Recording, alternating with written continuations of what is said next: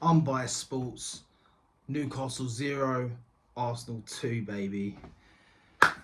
That may be the best away performance this season. That may be one of the best grit, dogfight performances this season. And to be honest, we've done what no one this season has done, and that's out and out beat Newcastle at their ground. Liverpool won it this season, the only other team to do it. They got a little last minute goal that was a bit, like they didn't out and out beat them. What a result. It just makes you think, like, how did we fuck up them West Ham and Southampton games and Everton games this season, and then we're pulling off performances like this? It's crazy, but it is what it is. I'm proud of the boys putting the pressure on City. Listen, City are probably going to win the league. Let's all be honest. Then we need them to slip up in 2 games, and one of them really has to be a loss because of the goal difference. So yeah, like, it's not really going to happen, but like, let's not go out on a whimper, as I've heard others say. Like, let's go out fighting. Let's go out showing what we've been doing this season. Don't let City go ahead of us and then all of a sudden we finish 9, 8, 9, 10 points behind City, and then it don't look like it's been what it's been this season. Let's finish this season strong, win all our games, and then we can say, you know what, listen, we didn't win the league, but we went a whole season with the youngest team in the Premier League, if one of them, if not the youngest team in the Premier League, and we only lost 4 games, you know? So, great result, great performance. Every single player played well. Few performances in there that was a bit not like could be worked on, could have done better. Zinchenko probably. Defensively, Zinchenko. Going forward, he was fine. Defensively, sometimes he started getting worried, but Arteta made the right subs, brought on Tierney at the right time. But the game started and we were just on the back foot, and I was like, oh no. Giving me shades of last season, and last season we bottled top 4 at St James's Park, losing 2-0, and this year it would have really been like the end of the going for the title, you know, like, there's still a chance right now. If we'd lost or drawn at Newcastle, there would have been no chance. So that shows the character and the development of this team, and to go there and do them 2-0 was amazing. But we're on the back foot. They hit the post within 5 minutes. I was thinking it's one of them days. God, they're going to be on us. We looked shaky. After that, there was a penalty incident. Never a penalty. They said it was a handball. This pisses me off. Yeah, I watched the Man United game after, and there was an actual handball in there, and they didn't even look at it. Right? They did not even look at it, or if they did, they didn't show it on the screen looking at it. Yet this one, they looked over and over and over and over again. It was obvious. Listen, even if it had hit his arm, he's moving it out of the way. It's by his body. That's not a handball. I'm sorry. Yeah, and it hit his knee anyway, so it definitely wasn't a handball. That got overturned. Right decision. People kept in the commentators. They really pissed me off when they do this as well. It not only to us, other teams are like, Arsenal riding luck a bit. They've hit the post. They could have had a penalty. No, they couldn't have had a penalty because it wasn't a penalty. I hate when they say that. They could have had a penalty. No, it's not a penalty, so they couldn't have had a penalty. If they had a penalty, that would have been unfair and cheating. Like, do you know what I mean? So, I hate when they go on about that. But anyway, after that, our captain, Martin Odegaard, or as Expressions calls him, I think it's Expressions that come out with it. Shout out Expressions, even though he's a hater on Arsenal. Martin Asgard, with a beautiful goal. Maybe the keeper could have done better. I think when it goes through the player's legs, the keeper can't really see Pope. And 1-0. And it changed everything, that goal. It gave us our confidence and it let us play our game.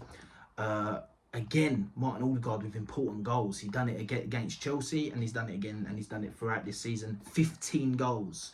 The most goals that are non-penalties from a midfielder ever in the Premier League, joint with Kevin De Bruyne. I think a few people might have a couple higher, but they've had like 8 penalties in there.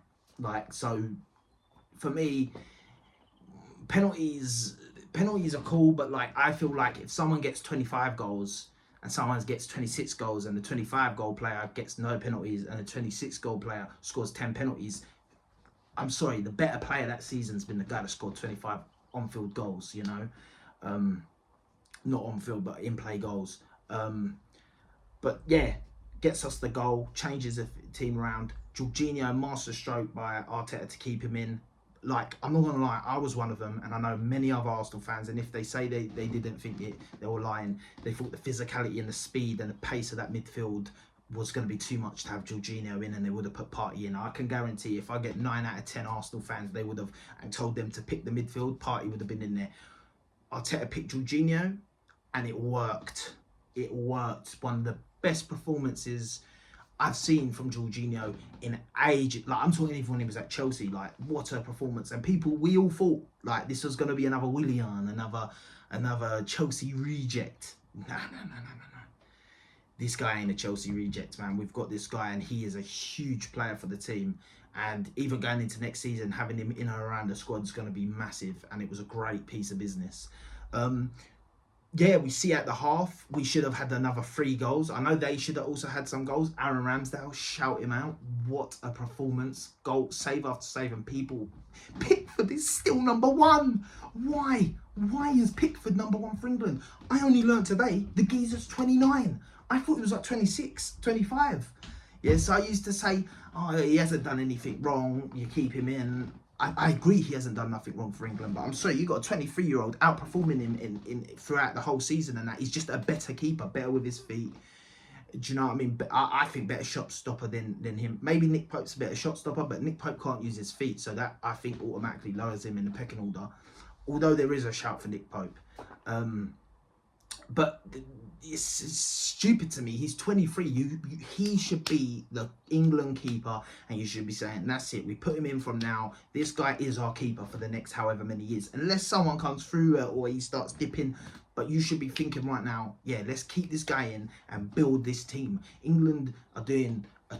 Sometimes England piss me off when I watch them, because it's like, we do that same thing that Tottenham do, that rushing to try and win a trophy and win a competition. And I know it's been a long time, but the fact of the matter is, it's never going to work when you just do. You need to build a team from now and say, cool, in 2 World Cups time, we're winning this team with this team. When they're all 28 and that, Saka, Jude Bellingham, all these guys, when they're older, we're building this team for them to win. Not right now, because you've got mixtures and that, and it's just not going to work. You know what I mean? But yeah, Aaron Ramsdale, another stellar performance, keeping us in the game. Nick Pope kept them in the game. Martinelli should have scored in the first half for 1-on-1. Saka had a 1-on-1. Odegaard had another chance where he's completely turned the player, and he's like right in front of goal, and you think you're about to celebrate. You're literally there, and fucking the keeper saved it. All right, fair enough. The player should have done better, but Pope's a big guy, and when he's there all of a sudden, and he's massive and he's spread out, you know, sometimes these players get a bit flustered. Like, definitely seen as none of them 3 are actually out and out strikers, but we should have been ahead. But then we could say they should have had the goal. Second half, they've come out firing again, hit the post again. Ramsdale with an insane save from a header. I know it was kind of right near him, and if he'd hit it in the other bits of the goal, it would have probably gone in, but the reflex to get his hand there and keep a solid hand on it, because we see De Gea in the other match, and his hands are flappity-doo-dahs, you know? So, yeah. And then we go up with Martinelli and get a bit of fortune, and how do you say his name? Sher, or whatever his name is. Fucking calm as a bitch, mate. Yeah, because he fucking elbowed. Yeah, this is why I think ex-players should be in VAR. That is a red card for me.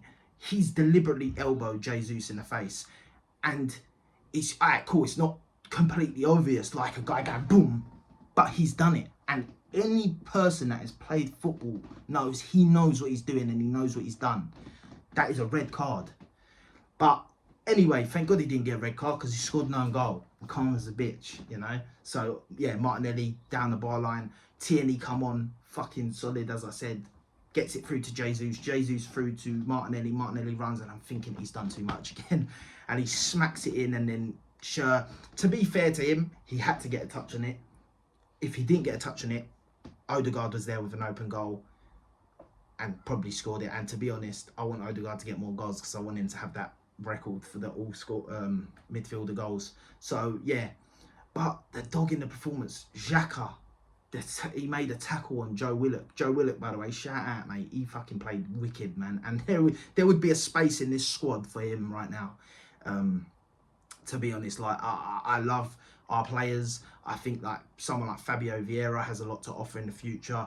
But like we've got people still in the team like Ainsley, people like Lokonga, stuff. I know they're different maybe positions. Even Fabio Vieira right now, Joe Willock's better than them. So, but it is what it is.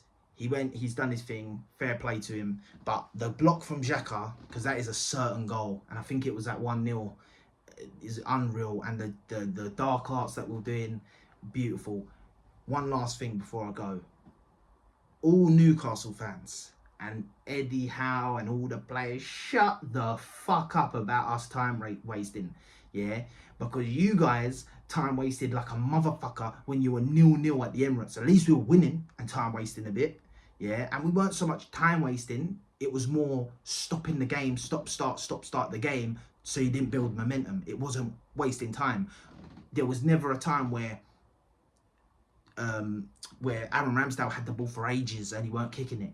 Yeah, that didn't happen, but that happens with you. And Newcastle actually have the stats. Shout out Troops. I watched his weekend mashup, and he was saying weekend wrap up, and he was saying that Newcastle actually have the longest goal kick time out of anyone in the Premier League. I think he said something like 35.6 seconds per goal kick, mate, on average. Shut the fuck up, Newcastle. Eddie Howe and that. You know what pisses me off? Do your tactics. Do your dark arts tactics. We'll get pissed off at you. But then do not get pissed off when someone does it back to you, you fucking idiots. Yeah, just make sure you get top 4. I want you to get top 4 because I want Man United to bottle top 4. But yeah, like, comment, subscribe, share. Comment below if you agree or disagree with what I've said. Your thoughts on the game. Yeah. And that's it. On we go to the next game. Let's pray Everton can do us a favour in the next City game. You never know. They won 5-1 against Brighton. So, yeah. Unbiased Sports. Peace.